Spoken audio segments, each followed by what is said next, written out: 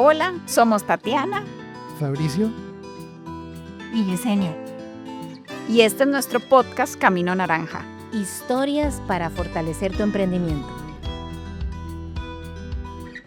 Qué gusto estar nuevamente por aquí para ver el siguiente capítulo de nuestro libro Camino Naranja, que yo no sé, Fabri y Jess, pero yo estoy emocionada. Hoy es un temazo. De mis preferidos. Sí, así es. Y tenemos además aquí a una profesora de la UCR que justo da un curso sobre cultura y hoy vamos a hablar, ¿verdad, Fabri? De cultura, cómo se vive, algunos detalles importantes que se tienen que saber.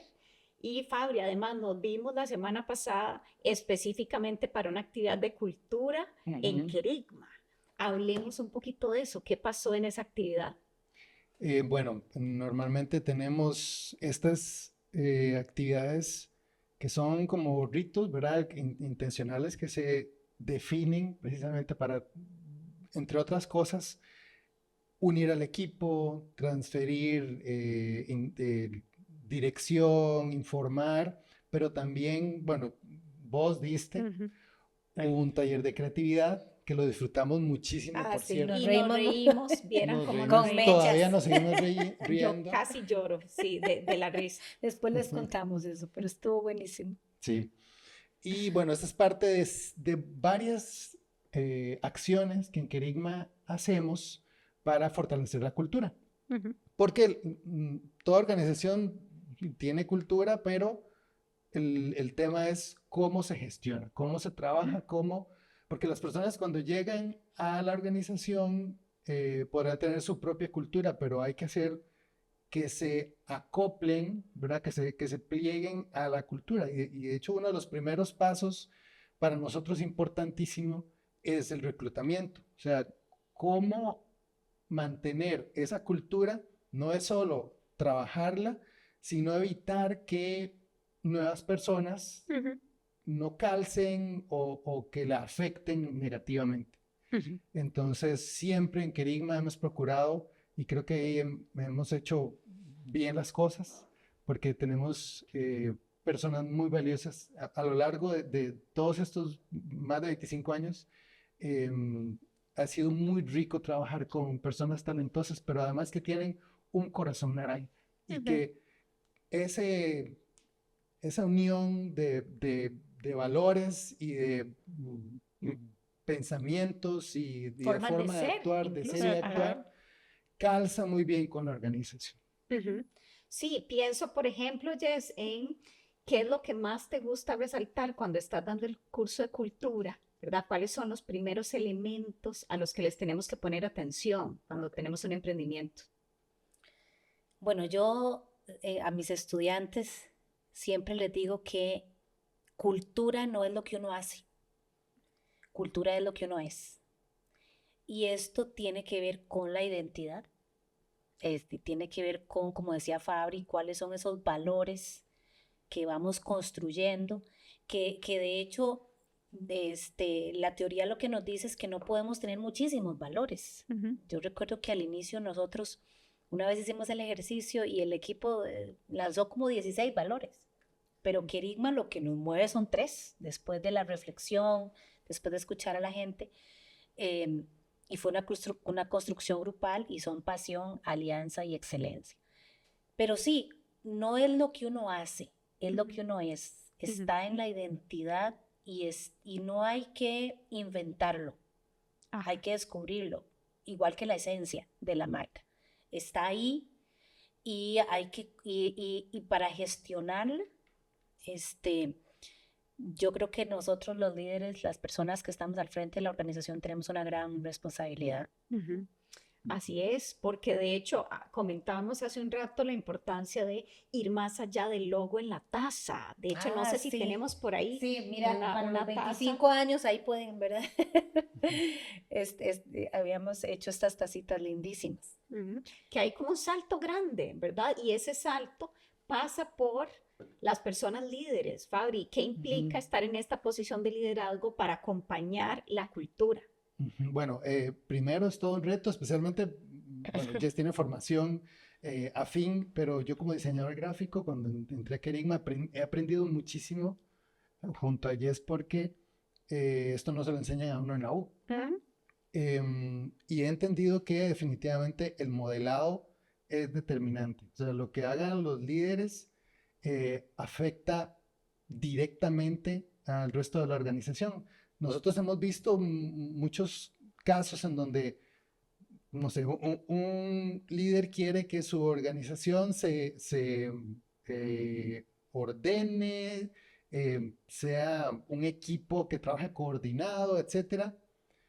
Pide un taller o una actividad para que toda la organización esté armoniosamente afinada, Alineada. alineada, y él no va. Y él no va. Y además, si va Tati, no prende la cámara a veces. Exacto. Y Dios guarde si a un taller como de gestión del tiempo y llegue tarde. Ah, no, no, no, no.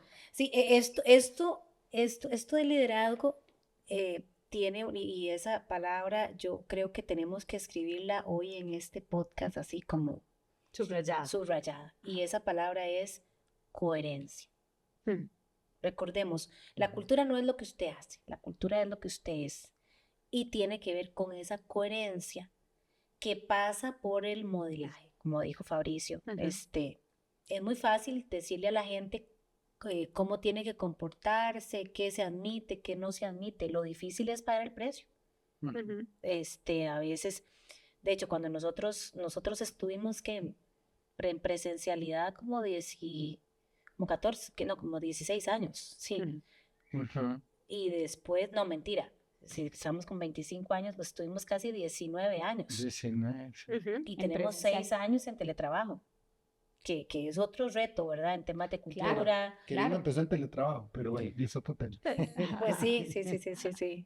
Pero ahí, por ejemplo, en el ámbito presencial, ¿verdad? Importante incluso qué hacemos las personas que estamos en posición de jefatura hasta para almorzar. No sé. Ah, bueno, sí. Ahí tengo que anotar mi personalidad y, ¿verdad? Las diferentes formas en las que uno se comporta. En mi caso, soy introvertido, entonces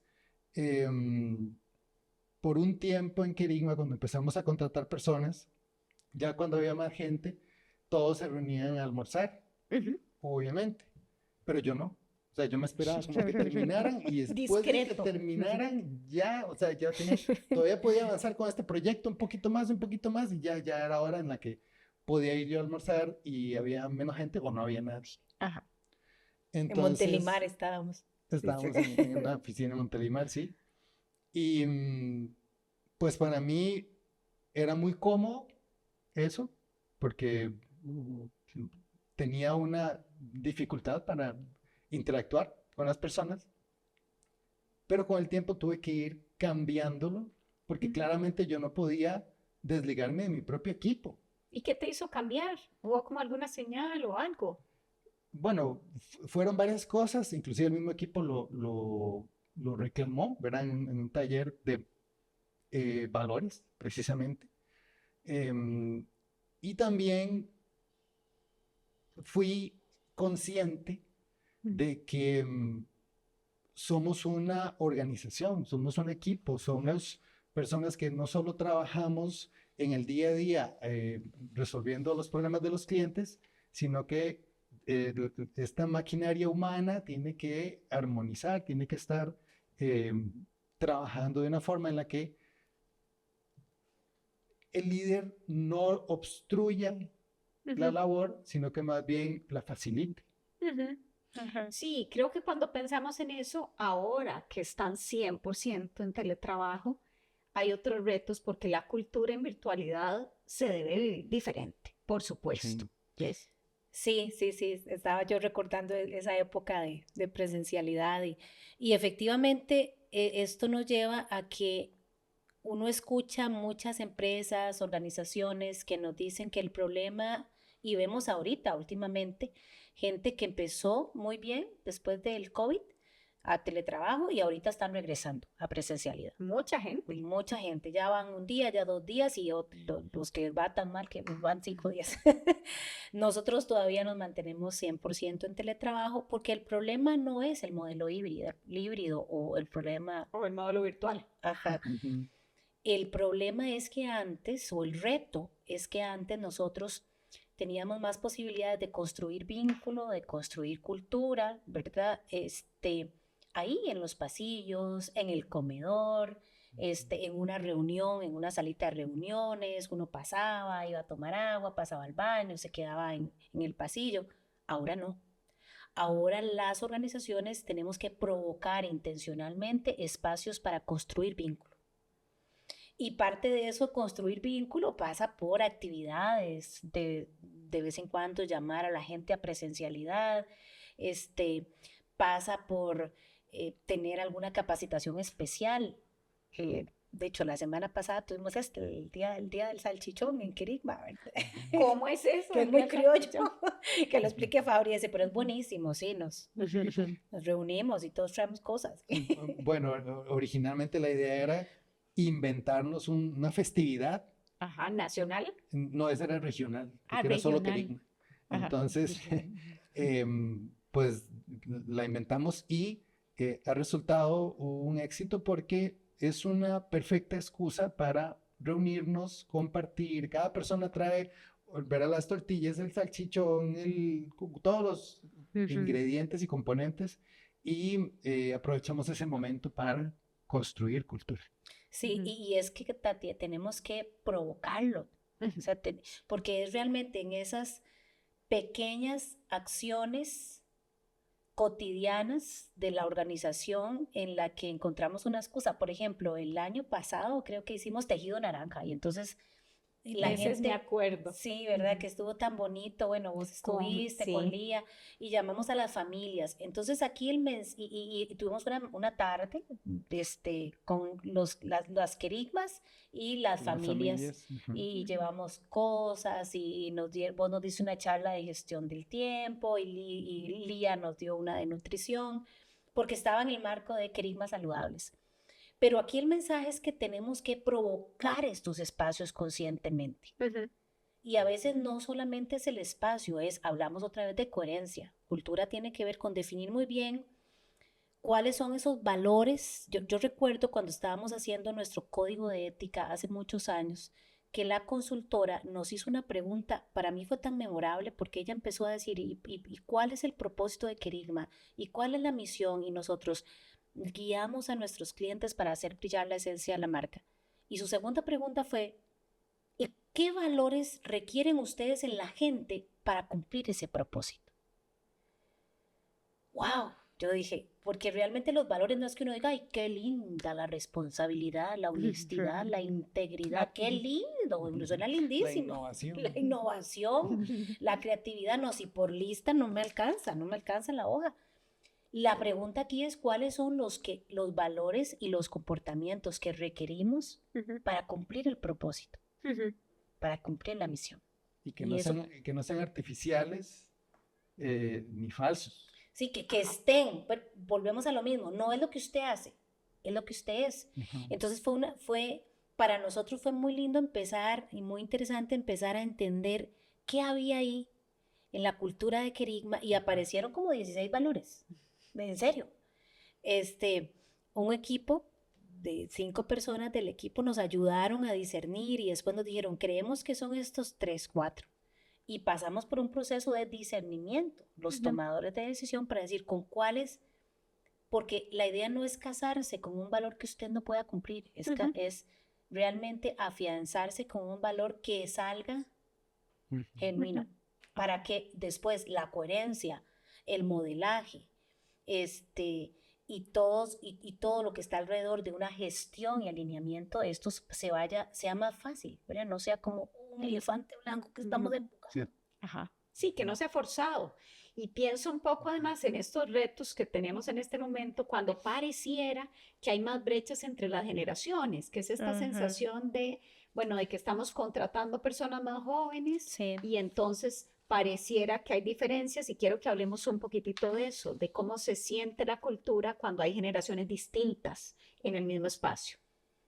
Sí, de hecho, bueno, nosotros, yo decía, mira, ¿en qué momento, Fabri? ¿Verdad? Empezamos Kerigma cuando teníamos 27 y 28 y ahora tenemos 52 y 53. No, no es nada, es un brinquito, ¿verdad? Pero tenemos en Kerigma gente, creo que la más junior es la Benjamina, es Fío, que tiene 22, 20, y está después nosotros, pero tenemos gente de 21, de 30, de 40 y ya nosotros, los de 50.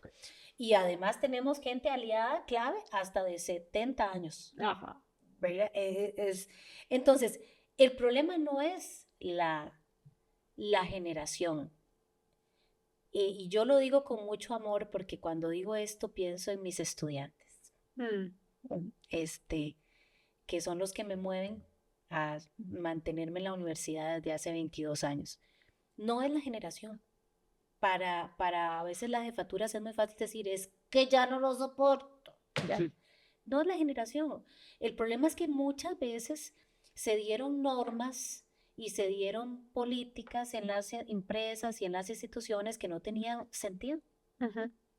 Y de pronto llega una generación que lo que no tolera es el sinsentido. Llega una generación que lo que no tolera es el sin razón. El que haga esto y diga, ¿y por qué? Sí, una obediencia ciega. No es una obediencia ciega, ¿ya? Entonces, más bien, no, es esta forma diferente de acercarse a las organizaciones que requiere una forma diferente de hacer, de liderar. De liderar, exactamente. Ajá. Una forma diferente de liderar. Y ya eso nos pone en otra posición, porque entonces uno como líder no se puede quedar solo diciendo, bueno, no, yo hago diseño o hago comunicación. No, ya tenemos que invertirle al asunto, hay que hacer la tarea, hay que estudiar, buscar un libro, meterse a un curso, nosotros que vaya al curso de Franklin Covey, que vaya al taller de creatividad, que vaya esto, que vaya a... Nosotros dos hemos llevado coach juntos. O sea, hay que hacer la tarea para uno decir, bueno, qué cosas de mi liderazgo tengo que suavizar, tengo que modelar, tengo que ajustar para yo también encajar y comprender a las nuevas generaciones que ahora nos piden, explíqueme, quiero entender. ¿Por qué? ¿Por qué? Ajá. Y si ya cuando uno explica el por qué, bueno, hay más posibilidades de construir con las nuevas generaciones. Y ahí es donde el líder tiene que ser humilde, pedir ayuda, tal vez sea un externo, porque su punto ciego no lo va a dejar ver todo esto. Sí, intentar observar, ¿verdad? Pienso un poco en cómo tenemos que ser personas que eternamente observamos a la gente para ver, bueno, qué es lo que realmente le apasiona a una persona y cómo esa persona se está integrando a la cultura y cómo la cultura va surgiendo con más fuerza en algunos momentos y pareciera que con menos fuerza en otros y cómo rescatar eso.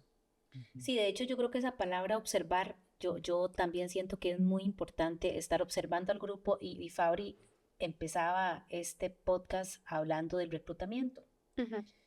Y creo que en esa fase de reclutamiento yo siento que es una de las más importantes porque es donde observamos, Tati, precisamente si la gente tiene la semilla. Porque hay gente que no la tiene. Exacto. Sí. Nosotros una vez tuvimos que vincular a una persona maravillosa en el sentido técnico, una persona muy buen currículo, pero Kerigma no se ajustaba a la forma y su pensamiento, sí. Entonces, por más que uno quisiera intentar, la lógica de ambos no estaba funcionando y tuvimos que desvincular. Y a veces, y estos son también de los mensajes finales, así como entendemos que la cultura no es lo que uno hace, es lo que uno es, tenemos que tener coherencia, tenemos que construir valores a partir de lo que se descubre y lo que está en la esencia, tenemos que tener comportamientos concretos, esto hay que modelarlo, hay que gestionarlo todos los días con pequeñas acciones, también hay que tener coraje para tomar decisiones cuando tenemos personal o gente en el equipo que está haciendo ruido, que no suma y que la gente dice, pero aquí estamos hablando de alianza y esta persona anda por su lado. Ajá.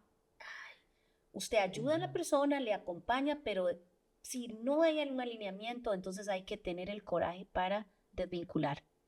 Ese es un mensaje. Recuerdo que en esa ocasión, al día siguiente, la semana siguiente, bueno, no sé, despedimos como viernes y lunes, queque y todo compraron en Querigma las personas que se quedaron, porque lo veían, todo el mundo lo ve, pero nadie lo dice. Y cuando uno toma la decisión, entonces sí es cierto los valores, sí es cierto lo que se dice. Entonces creo que hay que, no es sencillo, pero es muy apasionante y hay que observar, como decías, que las personas que se van integrando al equipo tengan la semilla para florecer en ese territorio de su esencia y de sus valores, y eso va a ser muchísimo más fácil.